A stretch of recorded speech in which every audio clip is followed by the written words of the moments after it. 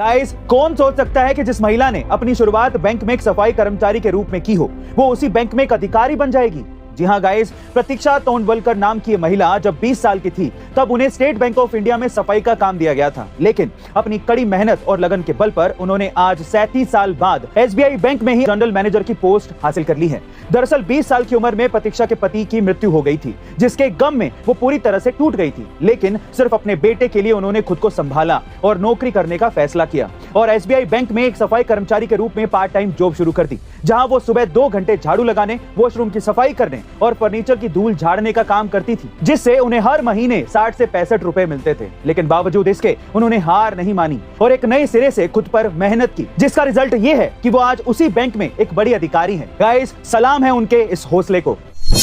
ये तो आपको पता ही है कि पश्चिम बंगाल के शिक्षा भर्ती घोटाले में मंत्रियों और उनके करीबियों के घर नोटों का ऐसा जखीरा मिला कि उनकी गिनती करने के लिए मशीनें तक मंगवानी पड़ गई थी। वहीं करोड़ों रुपयों का सोना मिला, वो अलग से। लेकिन अब सवाल यह है कि आखिरकार ऐसी क्या लिमिट थी जिससे ज्यादा पैसा और सोना घर में रखना उनको भारी पड़ गया।